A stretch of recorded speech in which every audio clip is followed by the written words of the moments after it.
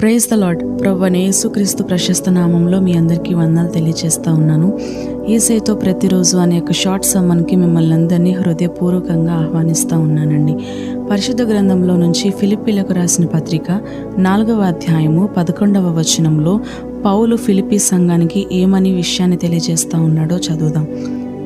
నాకు కొదువ కలిగినందున నేను ఇలాగూ చెప్పుటలేదు, నేనే స్థితిలో ఉన్నను ఆ స్థితిలో సంతృప్తి కలిగి నేర్చుకొని ఉన్నాను.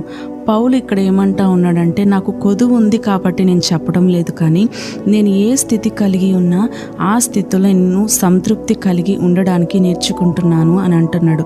సంతృప్తి అనే ఒక మాటని ఎందుకు పౌలు ఫిలిప్పీ సంఘానికి రాస్తా ఉన్నాడు అని అంటే, అతడికి కలిగినటువంటి పరిస్థితుల వైపు కానీ తనకు కలిగినటువంటి స్థితిగతుల వైపు కానీ చూడట్లేదు, కానీ వాటిని మించి సర్వశక్తివంతుడైనటువంటి దేవుని వైపు, గొప్ప దేవుని వైపు, శక్తిమంతుడైనటువంటి దేవుని వైపు చూస్తూ ఉన్నాడు. కాబట్టి అటువంటి విశ్వాసముతో, అటువంటి యొక్క గొప్ప విశ్వాసముతో ఆ యొక్క విషయాన్ని, ఆ యొక్క మాటను, సంతృప్తి అనే యొక్క మాటను అక్కడ రాస్తూ ఉన్నాడు ఫిలిప్పీ సంఘానికి. అయితే ఎంతమంది అయితే ఈ యొక్క షార్ట్ వీడియోని చూస్తూ ఉన్నారో ప్రతి ఒక్కరికి వారి యొక్క జీవితంలో ఒక స్థితిని కలిగి ఉంటారు.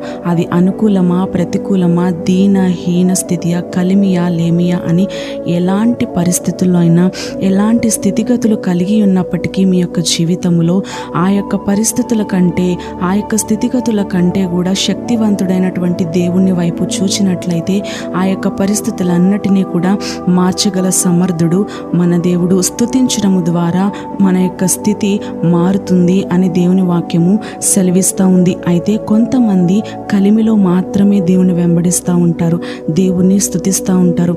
కొంతమంది లేమిలో మాత్రం దేవుణ్ణి పట్టించుకోరు, దేవుణ్ణి అవమానిస్తూ, దేవుని దూషిస్తూ తమకు కలిగినటువంటి ఆ యొక్క స్థితిని బట్టి అట్లా మాట్లాడుతూ ఉంటారు. అయితే అలా మాట్లాడకూడదు, అలా ఉండకూడదు అని దేవుని వాక్యము సెలవిస్తూ ఉంది.